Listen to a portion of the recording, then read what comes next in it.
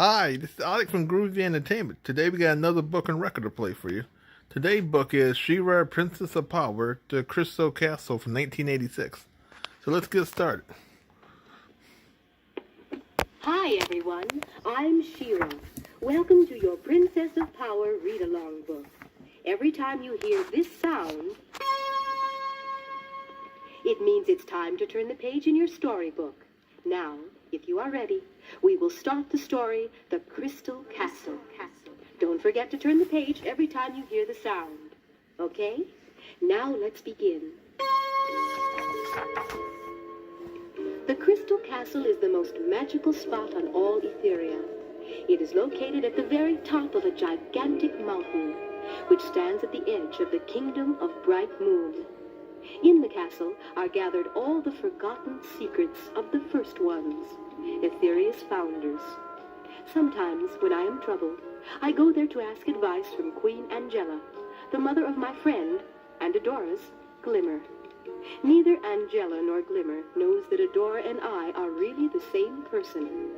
But Angela is so wise that I sometimes wonder if she suspects the truth. Usually, I try to solve my problems by myself. But sometimes I need extra help from Angela. At times like that, it's good to know I can count on her. This is the story of a time, not so long ago, when Adora had to go to the castle for Angela's help. It all started when Adora went to our friend Castaspella with her suspicions that Hordak was hatching some new evil plan against her friends in Whispering Woods. I knew I could count on you, Castaspella. What we need is one of your magic windows so we can view faraway places. I want to look in on Hordak and Shadow Weaver. I fear that those two are hatching some evil plans today. This magic was easy for Castaspella. Her power comes from a strange, star-shaped disc on her back. The disc spins round and around when she weaves one of her magic spells. Adora watched as the star began spinning. Then, right before her amazed eyes, a window appeared out of thin air. At first, the view through the window was foggy, but as Castaspella and Adora gazed on, the haze and fog began to clear. Soon they could see into Hordak's throne room, deep within the Fright Zone. Hordak, the cruel leader of the evil Horde, was being questioned by his wicked assistant, Shadow Weaver. Tell me, mighty Hordak, how is work proceeding on your Magna Beam projector? Hordak rubbed his hands together in glee. Things are going splendidly, Shadow Weaver. As you know, the Magna Beam projector is powered by the energy and will of captured rebels. Just yesterday, my Horde troopers rounded up a particularly spirited group of rebel fighters from Whispering Woods. We have taken them to the Plunder Room, where their energy will be drained to fuel my amazing new weapon. Wonderful, Hordak, simply wonderful. Once the Magna Beam projector is at full power, we can fire off a bolt of energy so powerful it will destroy Whispering Woods and all the rebels by sending them to the Valley of the Lost. Correct, Shadow Weaver. Then, with the troublesome rebels out of the way, I, the mighty Hordak, will be the ruler of all Etheria.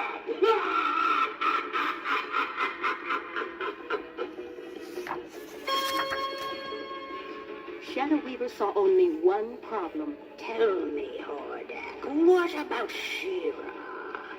Your last two evil plans had been thwarted by that meddlesome do-gooder. What makes you think she won't get in the way this time? Yes, She-Ra. How could I forget her? She's the one who freed Force Captain Adora. And, along with that other troublemaker, He-Man, turned Adora against us. Now, she is one of the rebel fighters. Shadow Weaver reminded her leader. Remember, Hordak, the Magna Beam Projector has just enough energy for one blast. We can't afford for anything to go wrong this time. You worry too much, Shadow Weaver. And Dora has no magic powers. There's no way she could possibly learn of my new plan. And even if she did, how could she stop me? No, Shadow Weaver, no one will stop me this time. No one.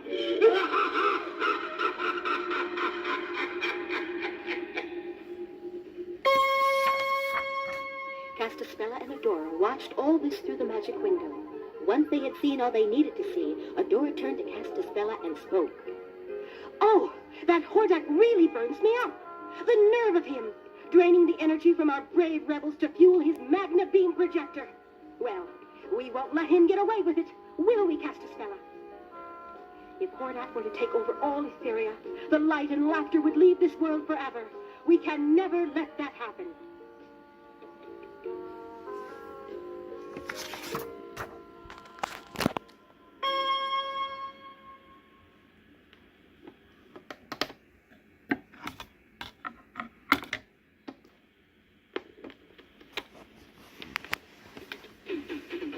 Once Adora was out of Castaspella's sight, she pulled out her magic sword and shouted, "For the honor of Grayskull, I am She-Ra!"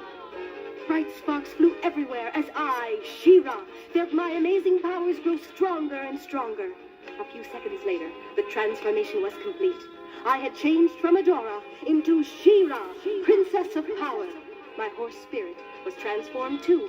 Now he was Swiftwind, my flying unicorn, and with his strong white wings, he could carry me through the sky at amazing speeds. No one on Etheria knew my secret. They could never guess that their friend Adora, Prince Adam's sister, was actually She-Ra, Princess of Power. I shouted to Swiftwind as I climbed on his back. "Up, Swiftwind! You must fly as fast as you can! We haven't a moment to waste. Hordak may fire his Magna Beam Projector at any time. We must find a way to stop him." Swiftwind turned his head toward me and asked, "But where are we going, She-Ra?" "There's only one place where I can find the answer to such a big problem. We must visit Queen Angela at the Crystal Castle." With Hordak planning to fire his Magna Beam at Whispering Woods and send all the rebels to the Valley of the Lost, I didn't have a moment to waste. Mounted on Swiftwind, I raced at top speed toward the Crystal Castle. It was there that I hoped to find some way to stop Hordak's evil plan. Once we were near the castle, Swiftwind turned to me and said, "She-Ra, I cannot see the Crystal Castle. Are you sure it is nearby?" "I am certain, good friend. The mountaintop where the castle rests is always covered by clouds. This helps protect the castle from evil intruders like Hordak and Shadow Weaver." Then how will we ever find it, She-Ra? I cannot fly forever. My wings grow tired. I reassured Swiftwind. "I have the power to clear away the clouds with my sword. Behold, Swiftwind, I shall reveal the Crystal Castle." With a wave of my shining sword, the thick gray clouds which surrounded the castle began to swirl wildly about and spiral skyward. Like a giant curtain going up, the clouds parted and revealed the shining, magnificent entrance to the castle. Once I landed, I left Swiftwind at the entrance and walked through the crystal double doors to the castle. The floor beneath me glistened like 1,000 diamonds, and the beautiful chandelier sparkled overhead. It was a strange feeling to know that all of this had been created just for me, that I was the one person on whom the fate of the planet rested. The sound of my boots echoed down the long, gleaming corridors, which led toward the special room where Queen Angela waited for me. As the doors to the special room swung open, I saw a beautiful sight before me. There, on a gleaming throne, sat Queen Angela. Her soft blonde hair flowed over her shoulders, and her strong white wings were folded peacefully at her side. A pale mist swirled about her. The bright golden sunlight poured in through the cut crystal windows of the castle. The moment I saw her, I knew that I could count on Angela to help me with my problem. She was wise and kind. I had the feeling that Angela knew why I had come to see her. Angela smiled at me, then spoke in a calm but firm voice. Greetings, Shira, Princess of Power. Hello, Angela. Why have you come to the Crystal Castle this day? When I told Angela of Hordak's plan to destroy Whispering Woods, her eyes grew sad and worried. She thought for a moment and then replied, We cannot allow Hordak to succeed. I have a plan which may stop the evil horde's wicked scheme. Come close, and I will tell you. Angela's plan was simple but original. She knew of Castaspella and her magic powers, and she suggested that Castaspella set up a mystic shield over Whispering Woods. The shield might deflect the blast from Hordak's magna beam.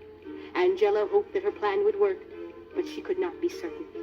Will Castaspella's shield be strong enough? That is the question. Both you and I, Shira, will have to use our powers as well to strengthen the shield. Now go quickly and have Castaspella begin her work.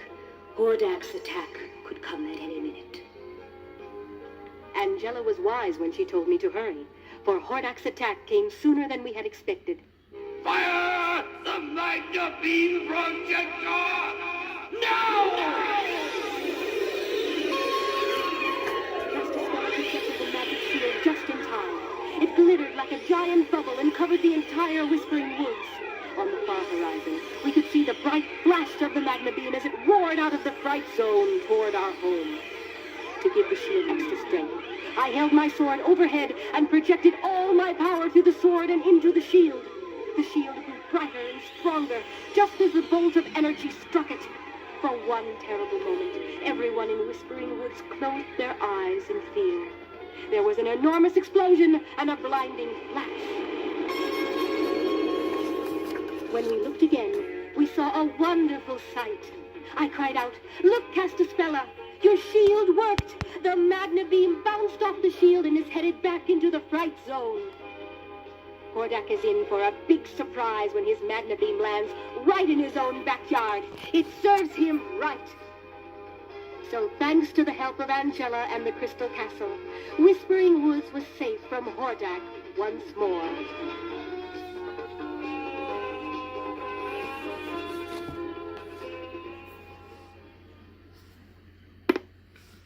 So that was She-Ra, Princess of Power, The Crystal Castle from 1986. So please like, subscribe, share, and comment, and have a groovy day.